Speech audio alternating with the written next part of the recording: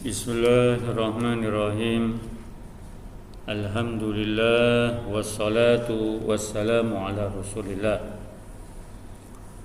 Muhammad bin Abdullah sallallahu alaihi wa alihi wa ala ahli baitihi at-tahirin at-tayyibin wa ashabihi al-muntajabin al-mayamin.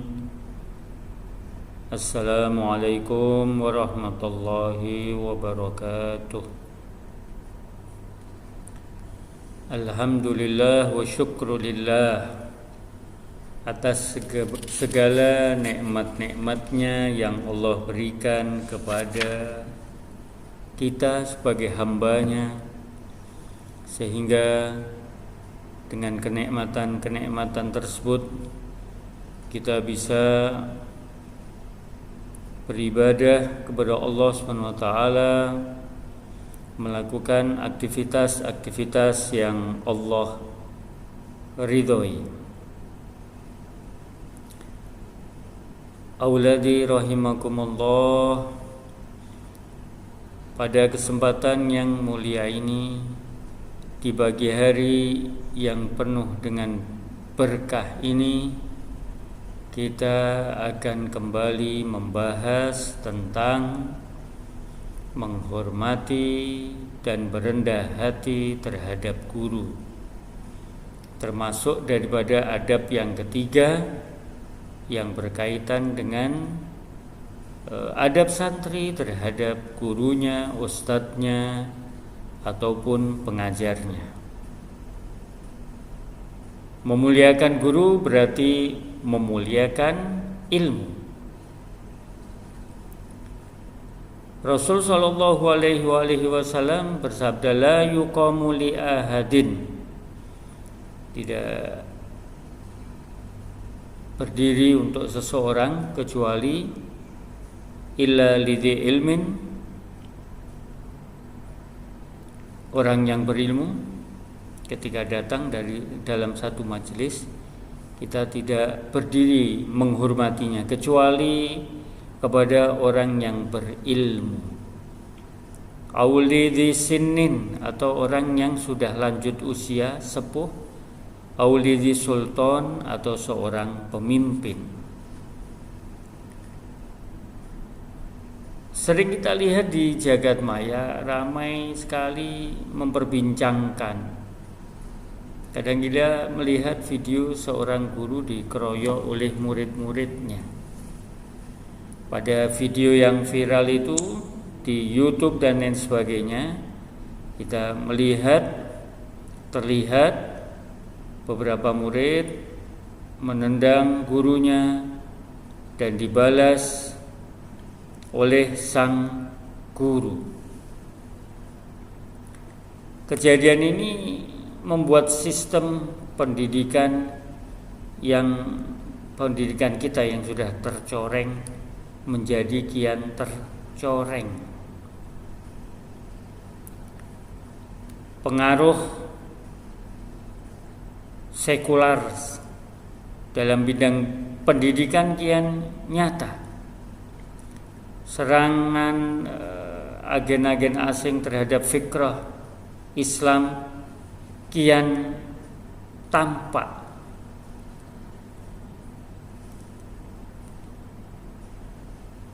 Sebagai salah satu konsekuensi hidup dalam aturan demokrasi kapitalis, siswa pun seolah-olah diberi pilihan untuk beradab atau tidak kepada gurunya.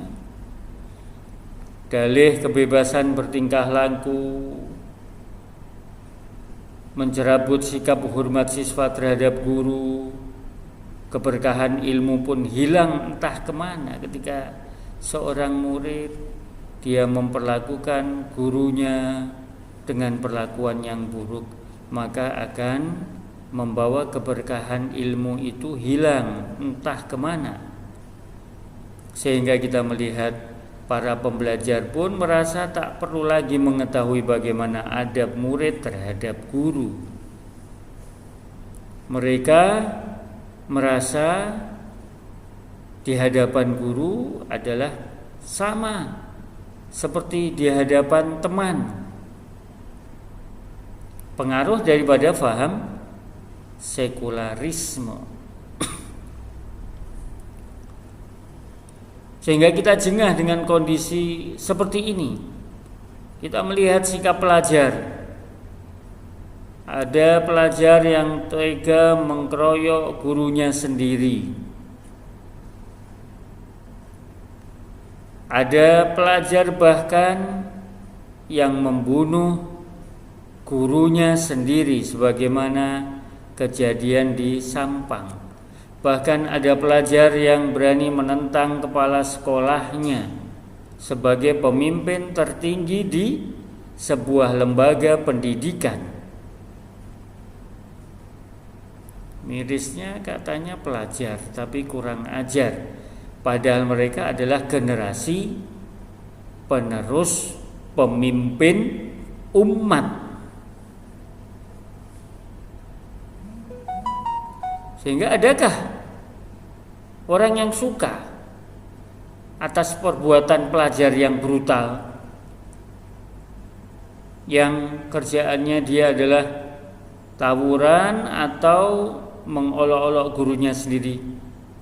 Tidak ada seorang pun yang akan senang, suka terhadap perbuatan seorang yang mengaku dirinya sebagai pelajar. Karena itu bukan termasuk adab dari seorang pelajar terhadap pengajarnya, pendidiknya. Dan Islam pun tidak pernah mengajarkan hal seperti itu. Pelajar yang baik tentu akan bersikap baik kepada guru, yang mana guru itu sebagai orang tuanya di sekolah. Belajar sungguh-sungguh, terus berusaha menjadi pelajar yang soleh. Itu yang diharapkan, karena para pelajar ini adalah penerus daripada bangsa ini. Berusaha membuat orang tua, guru, bangsa, dan agama bangga. Itu adalah pelajar yang sebenarnya. Tak kenal lelah dalam memahami Islam, sampai akhirnya mereka pun akan faham bagaimana Islam telah mengatur dengan sempurna kehidupan ini, termasuk mengatur bagaimana adab siswa kepada guru, bagaimana perilaku seorang tilmid terhadap ustadznya. Itu semua telah diatur oleh Islam. Sehingga kalau mereka mengikuti aturan-aturan Islam, mereka memahami ajaran-ajaran daripada Islam, mereka tidak akan berani membuat satu ulah, apalagi membuat resah dan gelisah pendidiknya, pengajarnya. Islam mengajarkan, Islam telah mengatur semua itu. Nah, dalam Islam pun ada beberapa hal yang harus diperhatikan dalam bersikap selaku murid terhadap gurunya. Diriwayatkan dari sebagian salaf bahwa setiap kali mereka hendak menuju rumah gurunya, karena pada waktu itu mereka menimba ilmu di rumah gurunya, bukan sebagaimana yang kita lakukan pada zaman kita ini, menimba ilmu, menuntut ilmu, berada di lembaga ilmu. Mereka bersedekah kepada kaum fakir miskin. Mereka ketika menuju ke rumah gurunya, mereka bersedekah kepada kaum fakir miskin dengan sesuatu yang mereka bawa, sambil mereka berkata dalam dirinya, "Ya Allah, tutuplah aib dan cela kekurangan pengajarku dariku, dan jangan hilangkan keberkahan dariku." Nah, ini yang terjadi. Salafuna mereka melakukan hal seperti ini. Mereka bersedekah, dia meniatkan untuk gurunya sambil membaca doa, "Ya Allah, tutuplah aib celah kekurangan pengajarku dariku, dan jangan hilangkan keberkahan ilmunya dariku." Pertama, dia memohon agar celah kekurangan guru itu dihilangkan, ditutup dari hadapannya. Karena apa? Jangan sampai dia melihat kekurangan itu dan dia mencemooh.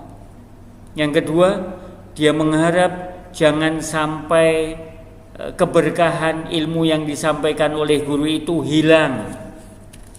Kalau keberkahan itu sudah hilang, maka ilmu yang dia tuntut tidak akan bermanfaat baginya. Nah, perkataan yang lain, "Wallahi majtara'tu an ashribal ma' wa syaihi yanduru ilayya haibatan lahu."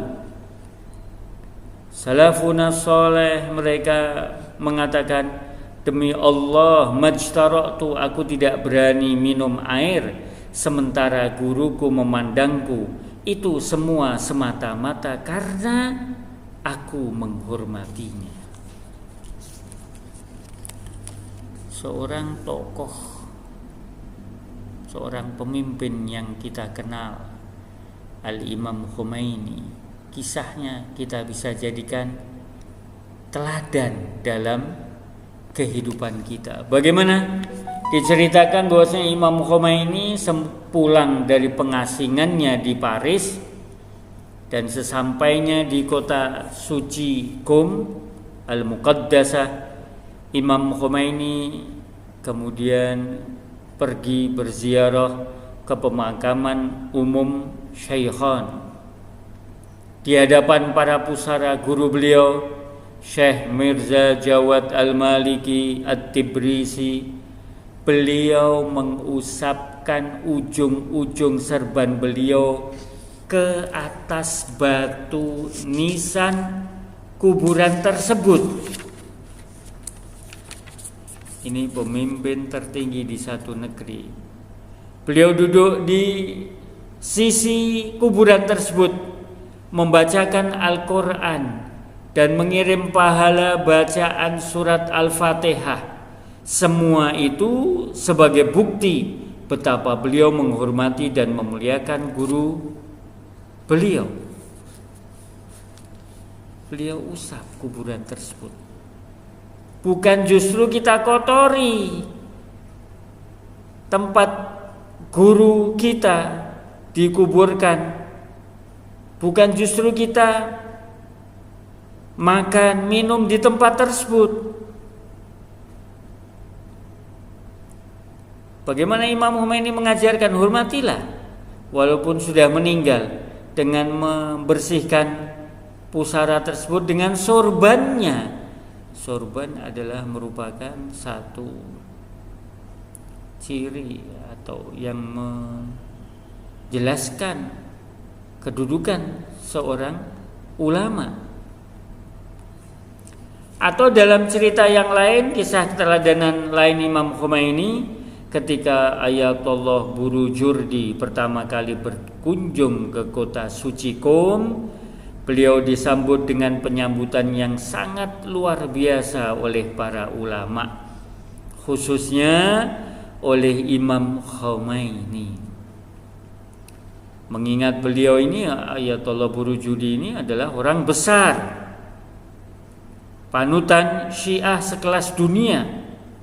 Imam Khomeini yang sangat mengagungkan Ayatollah Ulma tersebut, sampai-sampai beliau mencucikan sendiri jubbah Ayatollah Burujudi Imam Khomeini melepas abaahnya atau jubahnya yang beliau kenakan dan memakaikannya ke pundak Ayatollah Burujudi. Dan setelah itu beliau mencucinya dengan tangan beliau sendiri, dan abaah itu kering beliau bawakan kembali kepada Ayatollah Burujudi. Ini akhlak seorang murid kepada gurunya, seorang sekelas Imam Khomeini, pejuang yang hebat, mau memperlakukan gurunya seperti itu, menghormati gurunya dengan penghormatan yang sangat. Ini merupakan satu kisah yang harus kita contoh. Tidak ada aib bagi seseorang yang menghormati gurunya kemudian dianggap itu sebagai kekurangan. Islam tidak pernah mengajarkan seperti itu. Imam Ali mengatakan, aku akan menjadi budak bagi orang yang mengajarkan aku satu huruf, satu kata. Ini ajaran Islam. Hormatilah gurumu, muliakanlah gurumu, sehingga keberkahan ilmu itu akan engkau terima. Ilmu itu akan bermanfaat fid dunya wa fil akhirah. Kita melihat bagaimana murid-murid Al-Habib Al-Ustadz Husain bin Abi Bakar Al-Habsyi rahimahullah, mereka banyak menjadi orang yang sukses karena mereka menghormati dan mengagungkan gurunya. Nah, ini pelajaran yang kita bisa bahas pada pertemuan kali ini, dan insya Allah apa yang Ustadz sampaikan bisa bermanfaat untuk Ustadz dan untuk kalian semua, dan semoga dengan akhlak-akhlak mulia yang kalian praktekkan dalam kehidupan sehari-hari, kalian bisa menjadi dan berdiri di dalam barisan pembela Al-Mahdi ajjalallahu farajahu syarif. Wa hadza minni, wassalamu alaikum warahmatullahi wabarakatuh.